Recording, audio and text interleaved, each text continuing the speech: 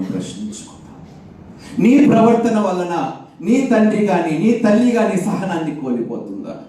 నీ ప్రవర్తన వలన నీ చుట్టుపక్కల వాళ్ళకి ఇబ్బంది కలుగుతుందా? నీ ప్రవర్తన వలన సమాధానము, సఖ్యత, ఐక్యత లేకుండా ఇల్లులోని పరిస్థితులు ఉన్నాయా అని ఒక్కసారి జ్ఞాపకం చేసుకోమంటున్నాడు దేవుడు.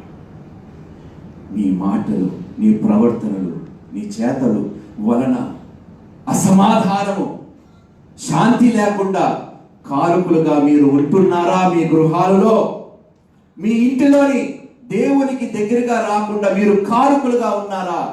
సంఘానికి రానివ్వకుండా వారిని చేస్తున్నారా అని దేవుడు ప్రశ్నిస్తున్నాడు.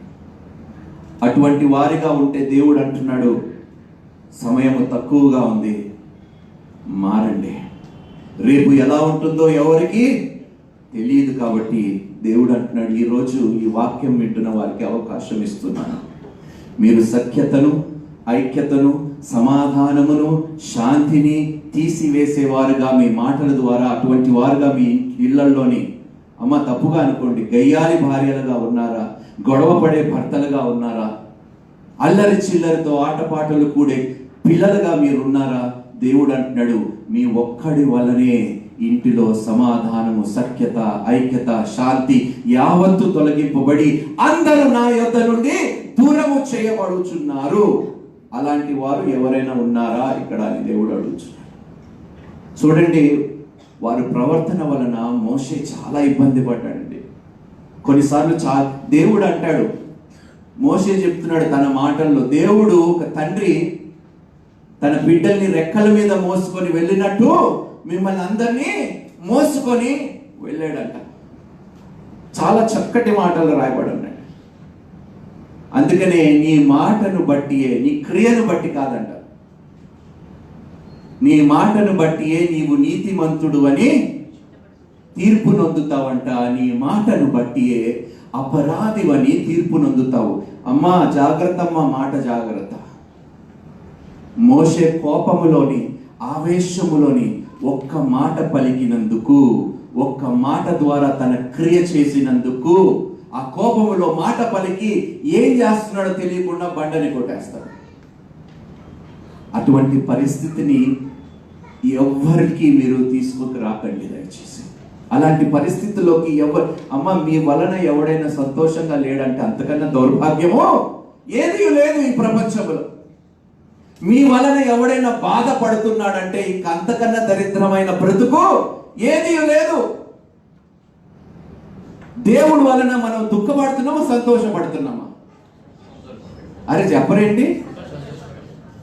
మనం ఎవరిని పోలి నడుచుకోవాలంట అంటే దేవుడు ఏ విధంగా మనల్ని సంతోషపరుస్తున్నాడో మనము కూడా దుఃఖపరచాలా, సంతోషపరచాలా? దూరం చేయాలా, దగ్గరగా చేసుకోవాలా? అందరినీ చేస్తున్నామా అనే ప్రశ్న ఈరోజు దేవుడు అడుగుతున్నాడు. నీ వలన, నీ మాట వలన, నీ ప్రవర్తన వలన, నీ చేత వలన, నీ పనుల వలన ఎవడైనా నీ యొద్ద నుండి దూరం వెళ్ళిపోయి దుఃఖపడుతున్నాడా? దేవుడు అంటున్నాడు, దయచేసి మీ ప్రవర్తనను మీరు మార్చుకోండి. ఒక్క ఆత్మ ఎంతో కష్టముతో రక్షింపబడితే మీ వలన దూరముగా ఆ ఆత్మ వెళ్ళిపోతున్నదంటే అంతకైనా దౌర్భాగ్యం ఏముంటుంది? ఒక వ్యక్తిని మీరు సంతోషపరచాలా, ఏడిపించాలా? చెప్పండి. నాకు వినిపించలే. మరి దేవుడిని ఎందుకు ఏడిపిస్తున్నారు? మీరే అన్నారు మీ నోటితో సంతోషపరచాలి కదా. దేవుడు మన మాటలు వింటూ, మన ప్రవర్తనను చూస్తూ సంతోషిస్తున్నాడా, ఏడుస్తున్నాడా, దుఃఖపడుతున్నాడా? చెప్పండి. దేవుడు నిజంగా మనల్ని చూసి సంతోషిస్తున్నాడా అన్న వారి చేతులు ఎత్తండి. అదేంటబ్బా ఒక్కరు కూడా చేతులు ఎత్తారు? నేను ఎత్తుతాను. వాస్తవంగా చెప్తున్నానమ్మా, దేవుడు నన్ను చూసి దుఃఖపడేలాగా నేను ఏ పని చేయకుండా బ్రతకాలని తీర్మానం చేసుకున్నాను, కట్టబడి ఉన్నాను. అదే విధంగా ప్రయాస పడుతున్నాను. ఇది గొప్పలు చెప్పుకోవటం కాదు. నా ఆశ నా దేవుడిని సంతోషపరచాలి. నా దేవుడు నన్ను సంతోషపరిచినప్పుడు నా దేవుడిని నేను తిరిగి సంతోషపరచకూడదా? నా కొరకు పుట్టి, నా కొరకు శ్రమలు అనుభవించి, శోధనలు అనుభవించి, మరణము కూడా పొందుకున్న నా దేవుడిని నేను సంతోషపరచకూడదా? నా ప్రవర్తనతో, నా మాటలతో. ఈ లోకంలో అందరూ మనల్ని గాయపరుస్తాడు. దేవుడు ఒక్కడే ఆ గాయంని తీసివేస్తాడంట. దేవునికి స్తోత్రం. అంత గొప్ప దేవుడు అండి. చదువుకుందామండి మనం. Keep a tab on the time. 9:55 I have to close. Right, చదువుకుందాం. ద్వితీయోపదేశ కాండము 1వ అధ్యాయం. యొర్దాను అవతలనున్న అరణ్యములో అనగా పారానుకును, తోపిలు, లాబాను, హజేరోతు, దీజాహాబను స్థలములకును మధ్య సూపునకు ఎదురుగానున్న అరాబాలో మోషే ఇశ్రాయేలీయులందరితో చెప్పిన మాటలు ఇవి. హోరేబు నుండి శేయీరు మన్నెపు మార్గముగా కాదేషు బర్నేయ వరకు 11 దినముల ప్రయాణము. ఎన్ని దినములంట? 11 దినముల ప్రయాణం. హెష్బోనులో నివసించిన అమోరీయుల రాజైన సీహోనును, అష్తారోతులో నివసించిన బాషాను రాజైన ఓగును ఎద్రెయిలో హతము చేసిన తరువాత 40వ సంవత్సరములో 11వ నెల మొదటి తేదీని మోషే ఇశ్రాయేలీయులకు బోధించుటకై యెహోవా తనకు ఆజ్ఞాపించినదంతయు వారితో చెప్పెను. యోర్దాను యువతలనున్న మోయాబు దేశమున మోషే ఈ ధర్మశాస్త్రమును ప్రకటింప మొదలుపెట్టి ఇట్లనెను. మన దేవుడైన యెహోవా హోరేబులో మనకు ఈలాగు సెలవిచ్చెను. ఈ పర్వతమునొద్ద మీరు నివసించిన కాలము చాలును. చూడండి, దేవుడు అంటున్నాడు, మీరు ఒక ప్రాంతంలో ఎక్కువ కాలం ఉండిపోయారు, చాలా కంఫర్టబుల్ అయిపోయారు, మీరు ఇంకా ఇక్కడి నుంచి బయలుదేరండి అంటున్నాడు. మీ బ్రతుకులతో, మీ ఉద్యోగాలతో, మీ వ్యాపారాలతో, మీ ఉన్నత స్థితిలో మీరు చాలా కంఫర్టబుల్ అయిపోయారు, చాలు అంటున్నాడు. ఇంతవరకు మీ కొరకు మీరు బ్రతికారు కదా, ఇప్పుడు లే అంటున్నాడు దేవుడు. ఎన్ని సంవత్సరాలు మీ కొరకు మీరు బ్రతికారండి? 40 సంవత్సరాలు పైగా ఉన్న వారి చేతులు ఎత్తండి. జస్ట్ కంప్లీటెడ్ 40 అనుకోండి. 30 సంవత్సరాలు ఉన్నవారు ఎంతమంది ఉన్నారండి? 30 సంవత్సరాల నుండి 40 లోపు.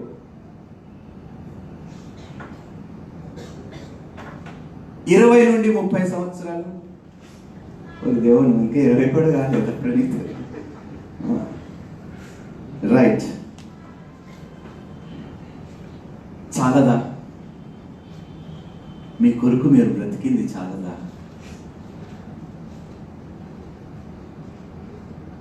ఇంకా ఎంతకాలం మీ కొరకు మీరు బ్రతుకుతారు? దేవుని కొరకు బ్రతకటం ఎప్పుడు ప్రారంభిస్తాం? 40 సంవత్సరాలు అయిపోయాయి, 50 సంవత్సరాలు అయిపోయాయి, 60 సంవత్సరాలు అయిపోయాయి. ఎప్పుడు బ్రతుకుతాము దేవుని కొరకు? ఇంకెంతకాలం దేవుడు సహించాలండి మనల్ని, ఓర్వాలండి మనల్ని దేవుడు? సమయం అయిపోతుందమ్మా. దేవుడు లెక్క అడుగుతాడు, మనలందరినీ దేవుడు లెక్క అడుగుతాడు.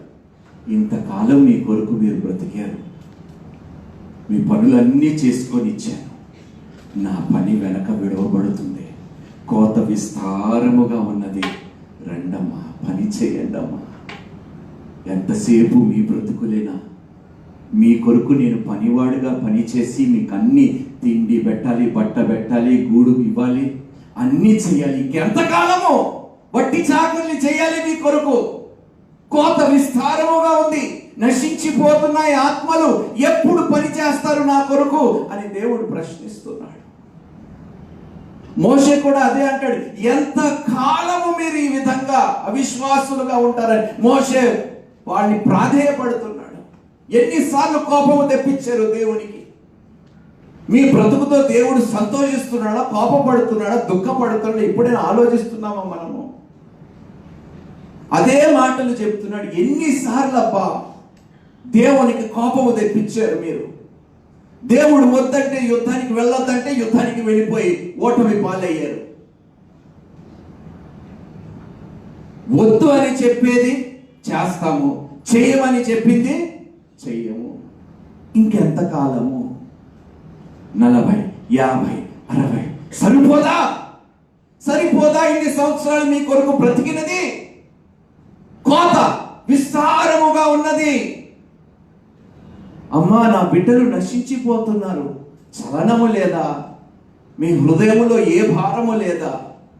వెళ్ళండి అమ్మా, చెప్పండి అమ్మా, నా కుమారుని పంపించానమ్మా మీ కొరకు చచ్చిపోవటానికి, మీ కొరకు శ్రమ పడటానికి, మీ యావత్తు భారము, మీ యావత్తు పాపము తన మీద మోపుకోవటానికి నా కుమారుని పంపించానమ్మా. చెప్పండి నా బిడ్డ గురించి. ఎంతసేపు ఇదిగో నా కుమారుడు బిఏ, ఎంఏ, ఎంబీఏ, డాక్టరు చదువుతున్నాడు, నా కుమారుడు గురించి ఎప్పుడు చెప్తారు మీరు? ఎప్పుడు నోరు తెచ్చి మాట్లాడతారు? ఎంతసేపు మీ బిడ్డలైనా వాళ్ళ డాక్టరేట్స్, వాళ్ళ ఇంజనీర్స్, వాళ్ళ బిజినెస్ మెన్లు, నా కుమారుడు గురించి ఎవరు మాట్లాడతారు? అందుకనైనా మిమ్మల్ని రక్షించుకున్నది మీ కొరకు మీరు బ్రతకటానిక, జీవించటానిక అని దేవుడు అడుగుతున్నాడు. ఇన్ని సంవత్సరములు అయిపోయినా కూడా మీ బిడ్డల గురించే, మీ బ్రతుకుల గురించే, మీ జీవితాల గురించే, మీ పరిస్థితుల గురించే, నా కుమారుడు గురించి ఎవరు మాట్లాడరా? ఆలోచించరా అంటున్నాడు దేవుడు. ఎంత బాధ కలుగుతున్నాడు మా దేవునికి. దేవుడు ఈ లోకముని ఎంతగానో ప్రేమించాడంట. ఆయన అద్వితీయ కుమారుడు మనకి ఇచ్చాడు. ఎందుకు ఇచ్చాడో తెలుసా? నిత్య జీవమును పొందుకోవడానికి ఇచ్చాడు. కనీసం దాని గురించి అయినా మాట్లాడండి అంటున్నాడు దేవుడు. యవ్వన కాలంలో కాడి మోయటము నాకు తెలుసు, మీ అందరికీ తెలుసు. అయిపోయింది యవ్వన కాలం ప్రభు, ఇప్పుడు కాడి మోసి ఏమి లాభం అంటున్నారా?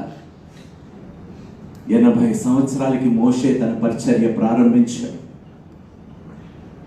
చచ్చిపోయేదాకా తన దేవుని కొరకే శ్రమ పడ్డాడు. 80 సంవత్సరాలు మోషే తన కొరకు బ్రతికాడు. 80 నుండి చివరి దశ వరకు దేవుని కొరకు బ్రతికాడు మోషే.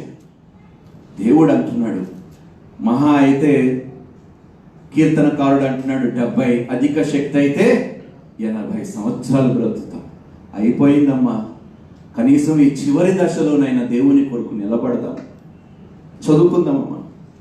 మీరు తిరిగి ప్రయాణమై అమోరీయుల మన్యమునకును, అరాబాలోను మన్యములోను, లోయలోను, దక్షిణ దిక్కున సముద్ర తీరములోనున్న స్థలములన్నిటికీ, కనాను దేశమునకును, లెబానోనుకును, మహానది అయిన యూఫ్రటీసు వరకును వెళ్ళుడి.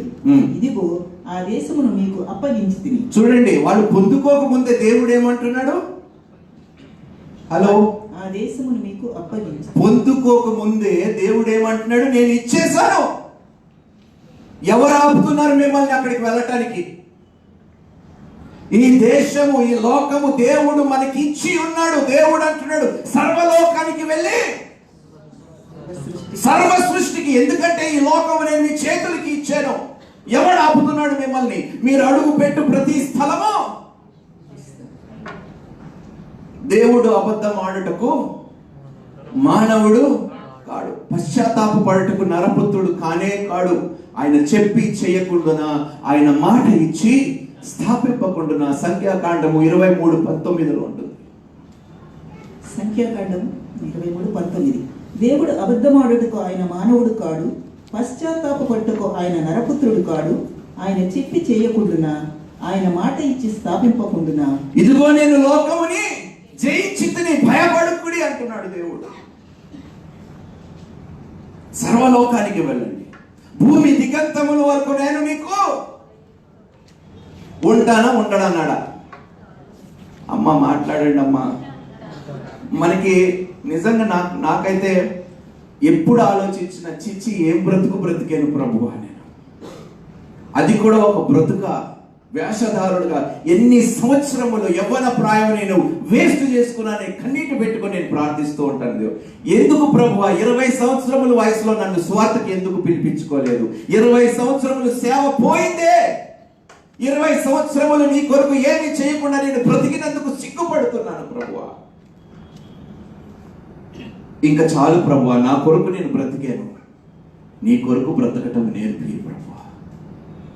అమ్మా, ఇదే భారము నా సంఘములో ఉన్న అందరికీ ఉండాలని మనస్ఫూర్తిగా కోరుకుంటున్నాను. దయచేసి మీ కొరకు మీరు బ్రతికారు, మీ పిల్లల కొరకు మీరు బ్రతికారు, వారు పెద్దవారు అయిపోయారు, ప్రయోజకులు అయిపోయారు. కనీసం ఇప్పుడైనా నా కొరకు బ్రతుకుతారా అని దేవుడు అడుగుతున్నాడు. చేయగలిగిన వారు సమయం ఇవ్వండి అమ్మా దేవునికి.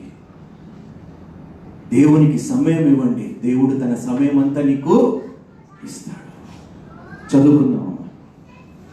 మీరు వెళ్ళి యెహోవా మీ పితరులైన అబ్రహాము, ఇస్సాకు, యాకోబులకును వారి తరువాత వారి సంతానమునకును ఇచ్చేదనని నేను ప్రమాణము చేసిన దేశమును స్వాధీనపరచుకొనిది. అప్పుడు నేను ఒంటరిగా మిమ్మల్ని భరింపలేను. మీ దేవుడైన యెహోవా మిమ్ము విస్తరింపజేసిన కనుక. చూడండి, ప్రతి ఇంట్లో కూడా బహుశా తండ్రి ఇట్లానే చెప్తాడేమో. ఇంటిలోనే కొడుకుండి, ఇంటిలో కూతురుండి, 3 పూట్ల తిని ఏం పని చేయకుండా ఉంటే, అమ్మ నా వల్ల కావటం లేదమ్మా, ఈ భారము నేను you're too heavy a burden for me, too heavy a burden. అలాంటి పిల్లలుగా మీరు ఉన్నారా? మీ తల్లిదండ్రులకి భారం అయిపోయి వారి కష్టార్జితము తినే బిడ్డలుగా మీరు ఉన్నారా?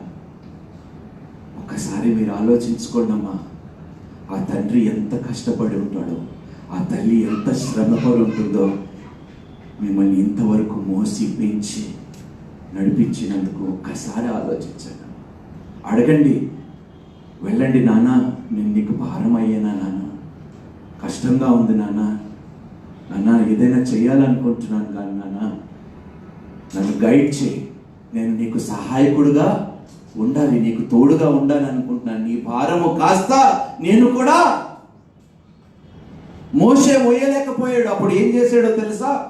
ఆ మధ్యలో ఉన్న పెద్దలను అందరినీ తీసుకొని వచ్చి వారికి అప్పగించాడు బాధ్యతను. తండ్రి కూడా చూస్తున్నాడు. కాస్త తన భారముని, తన బాధ్యతని పిల్లలుగా మీరు, మోషేకి వీళ్ళందరూ ఎవరండి? పిల్లలే. కన్న తండ్రిలా చూసుకున్నాడు మోషే. భారం ఎక్కువ అయిపోయింది, మోషే ఒక్కడే మొయ్యలేకపోతున్నాడు. అడగండి మీ తండ్రిని, మీ తల్లిని, భారముగా ఉందా నాన్న, అమ్మ కాస్త భారము నేను కూడా మొయ్యాలనుకుంటున్నాను, ఈ భారముని తేలికగా చేయాలని నేను ఆశపడుతున్నాను, నీ కొడుకుగా, నీ కూతురుగా. ఆడపిల్లలు ఏం తక్కువ వారు కారండి. ఏ పని అయినా చేయగలిగిన సమర్థులు మీరందరూ, ఏ భేదము లేదు. మోషే అంటున్నాడు, you're too heavy a burden for me to carry alone. నేను ఒక్కడే మొయ్యలేకపోతున్నాను ఈ భారం అని, ఇంటిని నేను నడిపించలేకపోతున్నాను, ఈ శ్రమ నాకు చాలా కష్టంగా ఉన్నది, అప్పులలో నేను మునిగిపోతున్నాను, ఈ భారం నా వల్ల కావటము లేదు, వ్యాపారము సరిగ్గా జరగటము లేదు, ఏది జరగటం లేదు, ఈ భారము నా వల్ల కాదు అని తండ్రి కృంగిపోతున్నాడు లోపల. అడగండి, అమ్మా భారముగా ఉందమ్మా, నాన్న భారముగా ఉన్నదా, నేను కూడా ఏదైనా చేస్తానని ఒక్క మాట, ఆ మాట ఎంత ధైర్యం ఇస్తుందో తెలుసా తండ్రికి, తల్లికి ఎంత ఓదార్పునిస్తుందో తెలుసా. ఎంత పెద్దవాడు అయిపోయాడు నా కుమారుడు, ఎంత పెద్దదానివి అయిపోయావే, ఈ మాటలు వింటుంటే నాకు ఎంత చాలు, ఈ మాట నువ్వు అన్నావు చాలు నాకు అని సంతోషించరా? వాళ్ళ భారంలో నువ్వు పాల్గొంటాలని ఒక మాట నువ్వు చెప్తేనే వాళ్ళ యావత్తు భారము పోయింది. చూడండి మాటకి ఎంత విలువ ఉన్నదో. చదువుకుందాం.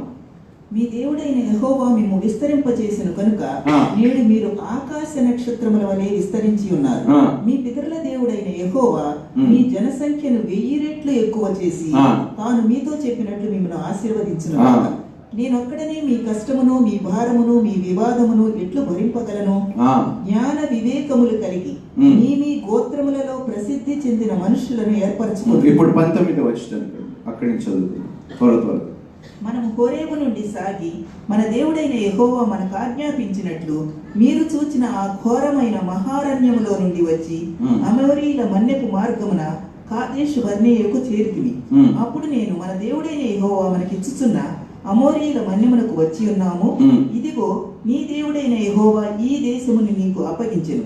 నీ పితరుల దేవుడైన యెహోవా నీతో సెలవిచ్చినట్లు దాన్ని స్వాధీనపరచుకొను. భయపడకుము, అధైర్యపడకుమని నీతో చెప్పితిని. మీతో చెప్తున్నది దేవుడు ఏమిటంటే, సర్వలోకానికి వెళ్ళి సర్వ సృష్టికి సువార్త ప్రకటించుడి. ఈ లోకమునికి మీరు భయపడకండి, అధైర్యపడకండి, ఈ లోకముని నేను. విజయం ఆల్రెడీ ఎవరి చేతిలో ఉంది? విజయం చెప్పండి. విజయము పొందుకున్న తర్వాత ఓటమి గురించి ఎవడైనా ఆలోచిస్తాడా? చెప్పండి. సమస్త వాటి మీద దేవుడు మనకి అత్యధికమైన విజయము కలిగి చేసి ఉన్నాడు. దేవునికి స్తోత్రం. ఓటమి గురించి మీకెందుకు ఆలోచన? ఓటమి మీకు లేదు, ఎందుకంటే సమస్తము నేను జయించాను. ఇహలోకంలో ఉన్నవాడు కన్నా నీలో ఉన్నవాడు వెళ్ళండి, ఈ లోకముని నేను జయించాను, అధైర్యపడకండి, ధైర్యముగా ఉండండి అంటున్నాడు దేవుడు. దేని నిమిత్తము భయపడకండి అంటున్నాడు. వెళ్ళి స్వాధీనపరచుకోండి, ఆ దేశముని నేను నీకు ఇచ్చి ఉన్నాను. మనం కదులుతే కదా, అమ్మో మా దేశంలో పెద్ద పెద్ద నాయకులు ఉన్నారు, పవర్ఫుల్ లీడర్స్ ఉన్నారు, వీళ్ళు ఉన్నారు, వాళ్ళు ఉన్నారని చెప్పి సాగులు చెప్పి వంకలు చెప్పి ఏమి చేయకుండా భయముతో బ్రతికే పిరికి వారుగా మనం ఉన్నాము. కానీ దేవుడు అంటున్నాడు, జయముని నేను ఇచ్చి ఉన్నాను, ఈ లోకముని నేను జయించి ఉన్నాను. ధైర్యం, క్రైస్తవులకి ధైర్యం సరిపోవటం లేదమ్మా, వాస్తవంగా చెప్తున్నాను. అపోస్తులు నిజంగా ఎంత శ్రమ పడ్డారు, ఎలాంటి కాలంలో పరిచర్య చేశారో మీకు తెలుసా? ఎంత భయంకరమైన పరిస్థితులు, అలాంటి పరిస్థితులు మనకి లేవు. ఆయనను అంత గొప్ప సేవ జరిగింది, అంత గొప్ప పరిచర్య జరిగింది. అలాంటి పరిస్థితులు లేకపోయినా కూడా మనం దేనికి భయపడుతున్నామో, దేనికి సిగ్గుపడుతున్నామో, ఎవరిని చూసి సిగ్గుపడుతున్నామో ఆ దేవునికే తెలియాలి. చదువుకుందాం. అప్పుడు మీరందరూ నా యొద్దకు వచ్చి మనకంటే ముందుగా మనుషులను పంపుదము, వారు మన కొరకు ఆ దేశమును వేగు చూచి తిరిగి వచ్చి అందులోనికి మనం వెళ్ళవలసిన త్రోవను గూర్చి. ఇప్పుడు 26కి రండి. అయితే మీరు వెళ్ళనలక మీ దేవుడైన యెహోవా సెలవిచ్చిన మాటకు తిరగబడి. చూడండి, దేవుడు ఏమన్నాడు? సర్వలోకానికి. మీరేమంటున్నారు? హలో హలో సంగమా, గుడ్ మార్నింగ్. దేవుడు ఏమంటున్నాడు? సర్వలోకానికి వెళ్ళి సర్వ సృష్టికి. అమ్మో నేను వెళ్ళను ప్రభువా.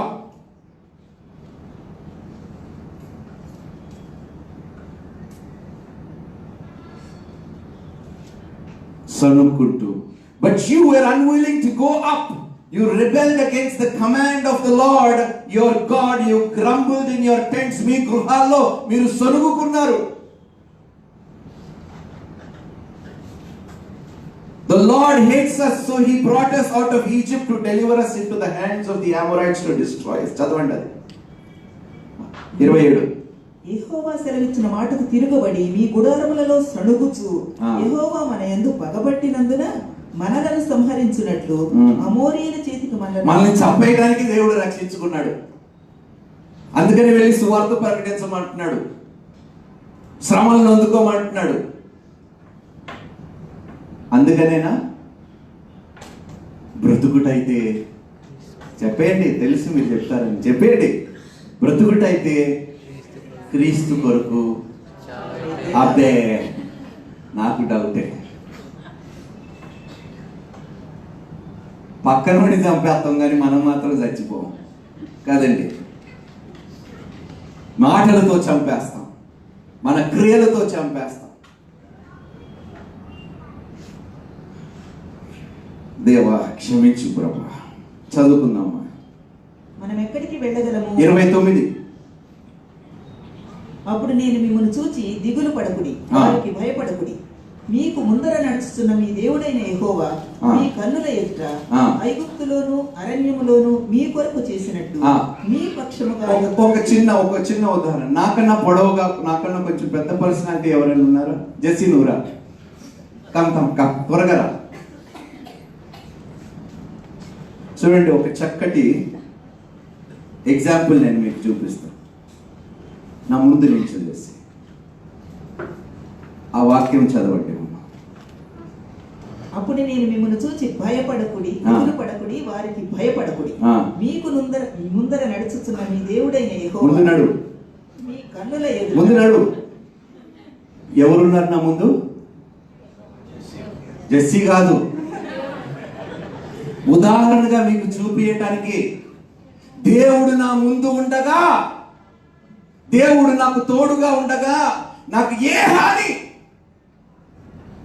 అమ్మ సర్వలోక సృష్టికర్త అంటున్నాడు. అక్కడ మీరు చూసింది జెస్సీని కాబట్టి మీలో ఏ స్పందన లేదు. కానీ నేను చూస్తుంది ఏంటో తెలుసా? జెస్సీని కాదు, నా దేవుడిని. నా దేవుడు నా ముందు నిలబడి అంట, నాకన్నా ముందు బయలుదేరి మార్గము సరళపరుస్తాడంట నా దేవుడు. దేనికి భయపడాలప్ప? నా దేవుడు నా ముందుంటే, నా దేవుడు నాకు తోడుగా ఉంటే నేను ఎవరిని చూచి దేన్ని చూచి సిగ్గునొందాలి, భయపడాలి? అన్ని విధాలుగా నాకు కవరింగ్ ఉందా లేదా చెప్పాలి మీరే. జెస్సీ నా ముందున్నప్పుడు ఎవడైనా దాడి చేస్తే ఎవడు ఆదుకుంటాడు? ముందున్నవాడే కదా. యుద్ధం ఎవడు చేస్తాడు? వెనకాల ఉన్నవాడా, ముందున్నవాడా? అమ్మ అర్థం చేసుకోండి అమ్మా. అందుకనే అంటున్నాడు, లెమ్ము తేజరిల్లుము, నీకు వెలుగొచ్చి ఉన్నది. ఆ వెలుగు ముందు చీకటి నిలబడలేదంట. దేవుడు వట్టిగా మాట్లాడమ్మా, వట్టి వాగ్దానాలు ఇవ్వడమ్మా, మనుషుల్లాగా వట్టి ప్రమాణాలు చేయడమ్మా దేవుడు. చదువుకుందాం. ఐగుప్తులోను అరణ్యములోను మీ కొరకు చేసినట్లు మీ పక్షముగా యుద్ధము చేయును. మీరు ఈ చోటికి చేరు వరకు మీరు వచ్చిన మార్గం అంతటిలోను మనుష్యుడు తన కుమారుని ఎత్తికొనున్నట్లు మీ దేవుడైన యెహోవా మిమ్మల్ని ఎత్తుకొని వచ్చిన సంగతి మీరు ఎరుగుదురని. అండర్లైన్ చేసుకోండి. ఇంతగా ప్రేమిస్తున్నాడు దేవుడు మనల్ని, ఇంతగా ఆదరిస్తున్నాడు, ఇంతగా తండ్రి తన కుమారుని ఎత్తుకొని. పిల్లడికి ఏదైనా ప్రమాదం వస్తుందంటే తండ్రి ఏం చేస్తాడు? పరిగెత్తుకొని వెళ్ళి బిడ్డని వెంటనే ఎత్తుకుంటాడు చేతిలో. అలాగే మన తండ్రి అంట మనల్ని ఎత్తుకొని మనం చేరవలసిన గమ్యానికి మీరు కాదమ్మా వెళుతుంది, దేవుడే మిమ్మల్ని తీసుకొని వెళుతున్నాడంట. మీరు చేరవలసిన చోటుకి. దేవునికి స్తోత్రం. అందుకనే దేవుడు అంటున్నాడు కీర్తనలో, మీ పక్కన 1000 మంది పడినా, నీ కుడి పక్కన 10,000 మంది పడినా ఏ అపాయము నీకు రాదు. ఎందుకంటే నా దేవుడు నన్ను ఎత్తుకొని తీసుకొని నా భారము యావత్తు మోసుకొని వెళుతున్నాడు, నాకన్నా ముందు వెళుతున్నాడు. నాకు ఒక కవచముగా ఉన్నాడు దేవుడు, కోటగా నిలబడ్డాడు దేవుడు. ఆ కోటని దాటే మగాడు ఇప్పుడు వరకు లేడు. చదువుకున్నా. అయితే మీకు త్రోవ చూపించి మీ గుడారములను వేయవలసిన స్థలమును మీకు సిద్ధపరిచినట్లు రాత్రి అగ్నిలోను పగలు మేఘములోను మీకు ముందర నడిచిన మీ దేవుడైన యెహోవా యందు మీరు విశ్వాసం ఉంచలేదు. ఎంత చేసినా కూడా మీరు విశ్వాసము, ఇన్ని మాటలు చెప్పి, ఇన్ని క్రియలు చేసి, ఇన్ని సూచక్రియలు చేసి, ఇన్ని అద్భుతాలు చేసి, దీర్ఘాయుష్ను మీకు ఇచ్చి, మీకు మీ ఇంటి వారికి ఆరోగ్యము, బలమును అన్ని ఇచ్చి, తెలివినిచ్చి, జ్ఞానమునిచ్చి, అన్ని చేసిన తర్వాత కూడా మీరు నన్ను నమ్మటము నీ వశమైతే, అమ్మా మనం నిజంగా నమ్మటం లేదమ్మా. నిజంగా నమ్మితే ఇలాంటి బ్రతుకులు మనం బ్రతకం. నేను అన్నీ విడిచిపెట్టి వచ్చేస్తే నా ఇంటి సంగతి ఏంటి? ఇంటి సంగతి అంటే ఏమిటి? ఇదేనా చెప్పండి. చెప్పులు అరగలేదంట, బట్ట చిరగలేదంట, 40 సంవత్సరాలు. నమ్ముతారండి? ఇళ్ళలు లేకుండా ఎండ దెబ్బ అయినను, రాత్రి వేళ వెన్నెల దెబ్బ అయినను వారికి ఏ హాని చేయలేదంట.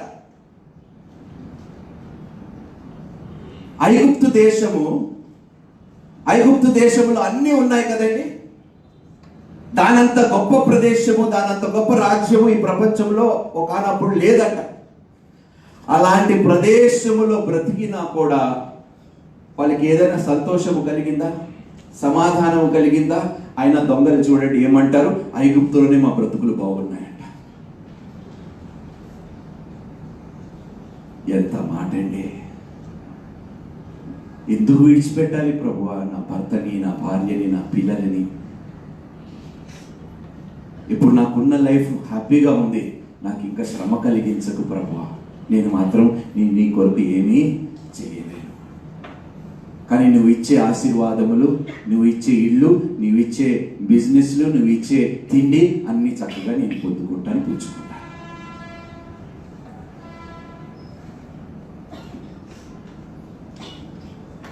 అందుకని అడుగుతాడు ప్రతిరోజు మా జేసన్, మీరు సంతోషంగా ఉన్నారా అని.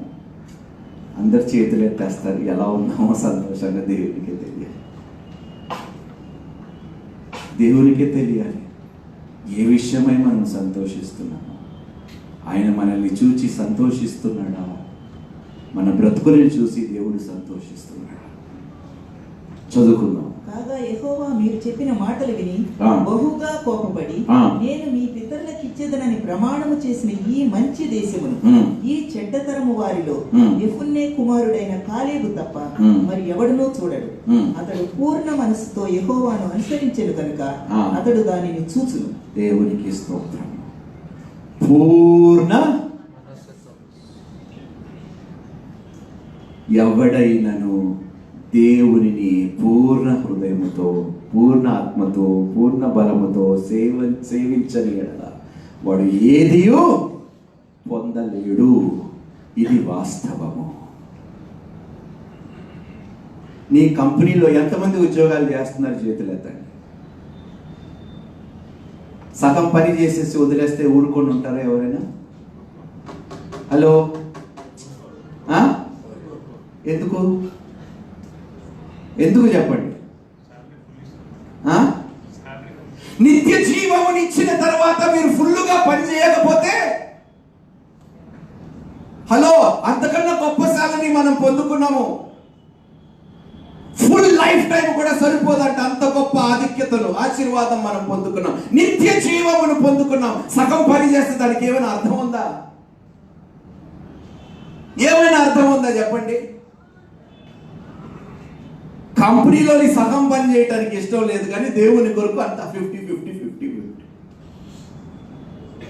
ఈ లోకం కొరకు 100% అంట. దేవుని కొరకు మాత్రమే, అమ్మా నేను ఇలాగే మాట్లాడతానమ్మా. ఎందుకో తెలుసా? భరించలేకపోతున్నాను. ఆత్మలు నశించిపోతున్నాయి.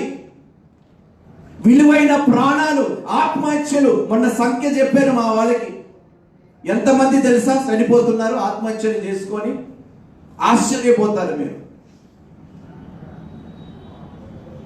ప్రతిరోజు లేకపోతే నెలకి అంట 25,000 మంది నుండి 35,000 మంది ఆత్మహత్యలు చేసుకుంటున్నారంట.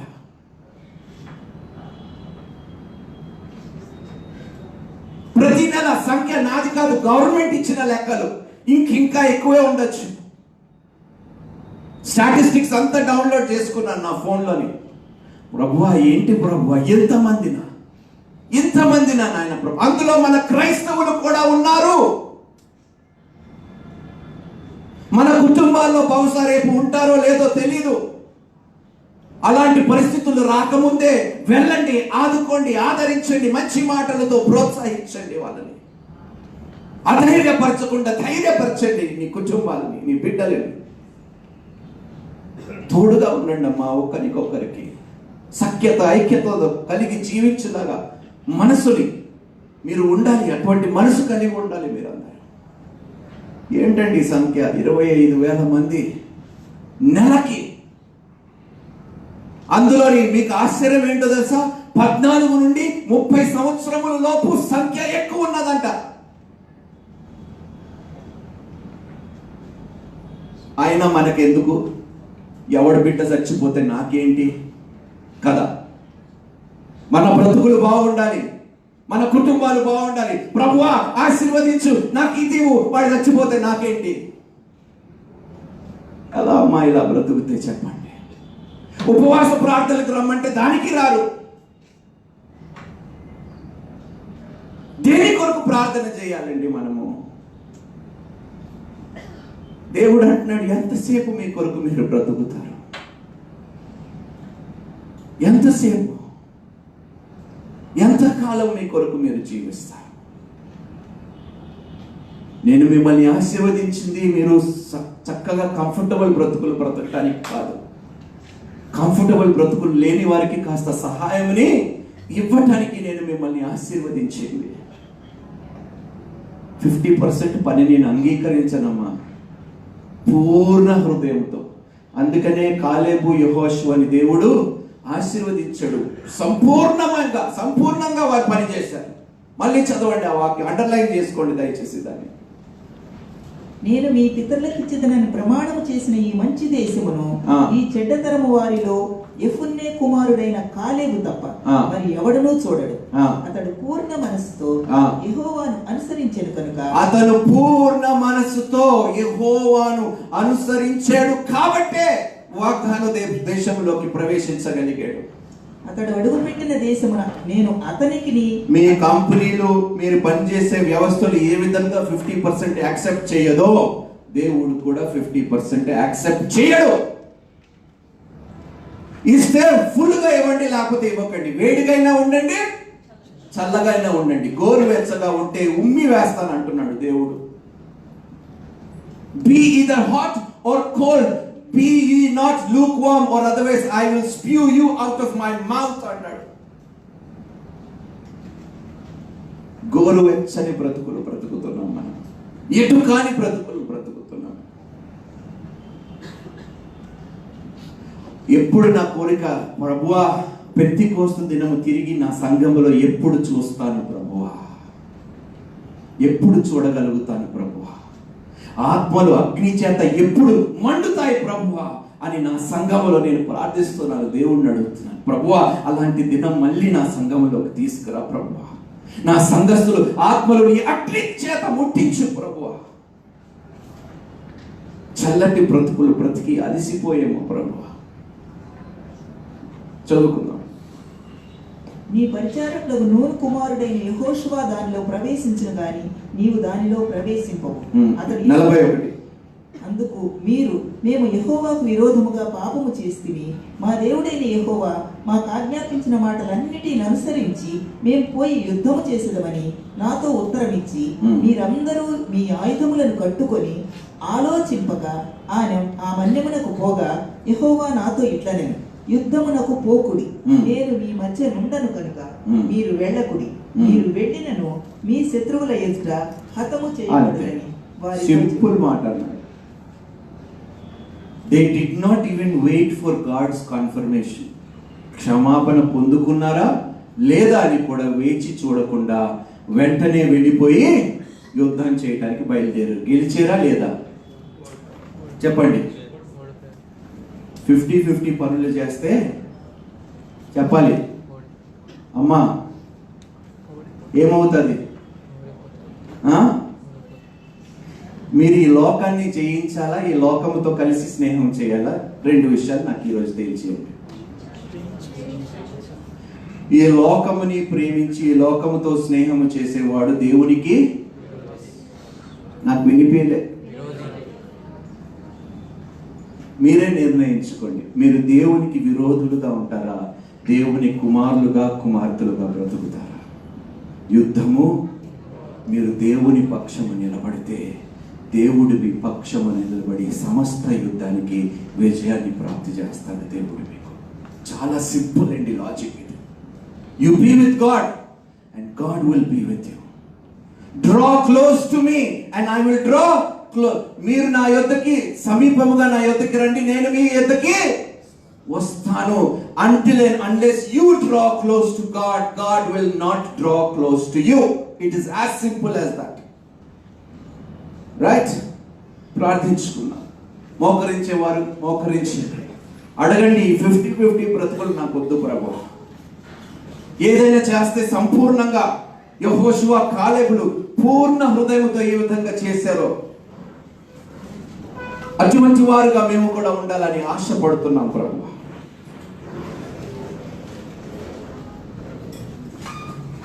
ఇంకా ఎంతకాలం మా కొరకు మేము బ్రతుకుతాం? మీ రాజ్య విస్తార స్థాపన కొరకు ఎన్నో పనులు ఉన్నాయి, ఎన్నో అవసరతలు ఉన్నాయి, ఇంకా ఎన్నో గొప్ప కార్యములు చేయవలసి ఉన్నాయి, ఎన్నో గొప్ప సంఘాలు పరిచర్యలు జరగవలసి ఉన్నది. ఇవన్నీ ఉన్నా కూడా మా కొరకే మేము బ్రతుకుతున్నాం ప్రభు. Quiet please.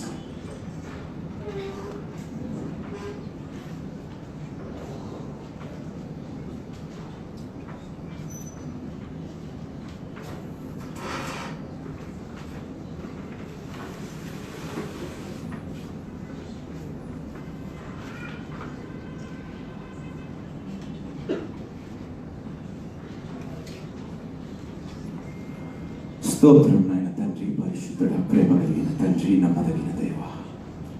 నాయన సమస్తము నువ్వు జయించి ఉన్నావు నాయన ప్రభు. వెల్లుడి సర్వలోకానికి, సర్వ సృష్టికి వెళ్ళి సువార్త ప్రకటించమని. కానీ మా జీవితాలతో మేము చాలా కంఫర్టబుల్ అయిపోయి ఉన్నాం ప్రభు. నాయన మా కంఫర్ట్ జోన్ నుండి మమ్మల్ని తీసివేయండి నాయన ప్రభు. ఆయన ఇరుకైన మార్గంలో మేము ప్రవేశించే కృపని మాకు దయచేయమని మేము ప్రతిమాలుతాం.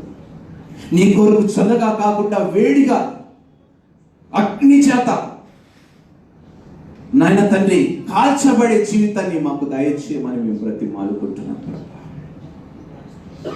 నాయన మా వలన మా కుటుంబాల్లో కానీ, మా బంధువుల్లో కానీ, మా మిత్రులలో కానీ ఎటువంటి అసఖ్యత నాయన తండ్రి, అసమాధానము లేకుండా మా వలన మేము దేనికి కారకులు కాకూడదు, ఒకడు బాధపడే కారకులు మేము కాకుండా బ్రతికే కృపని మాకు దయచేయండి. మా వలన ఎవరు నష్టపోకూడదు నాయన ప్రభు.